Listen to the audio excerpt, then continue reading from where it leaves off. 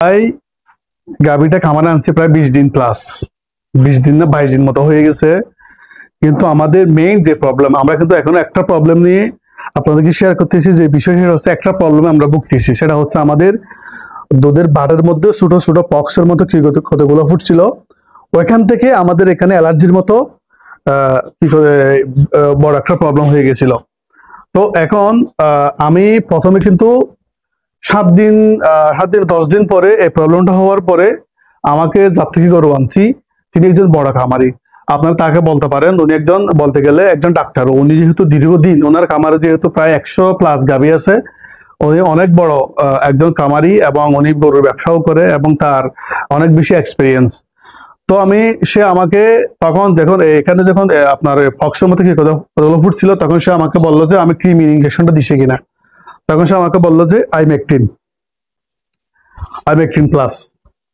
আমি ক্রিমির এই ইনজেকশনটা এনে আমি চামড়ার নিচে ফুস করে দিয়েছিলাম এই ইনজেকশনটা। তখন প্রায় 6-7 দিন চলে গেছে। 6-7 দিন চলে যাওয়ার পরেও আমাদের প্রবলেমটা সলভ হয় নাই। তখন আমি অনেক হেজিটেশনের মধ্যে পড়ে গেছি।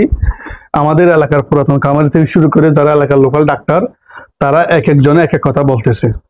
তারা বলতেছে যে এটা ভালোভাবে হয় নাই, এটা ভালোভাবে ফুস করতে পারলে আমার এই প্রবলেমগুলো হইতো না। তখন আমি আবার আমি আমাদের ওই যে বড় ডাক্তারের সাথে যোগাযোগ করলাম। তিনি বলল যে আমাকে আইবিক্লোর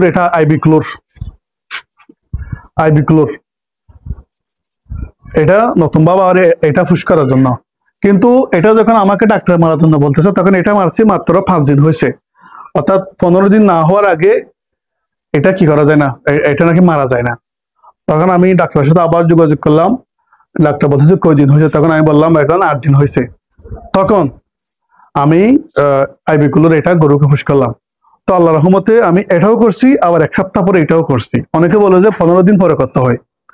এটা করছি আমি প্রথমে 20 ml, আবার 1 সপ্তাহ পরে আমি এটা করছি 20 ml। তাহলে এখন আপনারা বলতে পারেন এই দুটা জিনিস ইউজ করে আমি ফলাফলটা কিরকম পাইছি। আমি বলতে পারি এই দুটা জিনিস ইউজ করে আমি ফলাফল খুব ভালো পাইছি।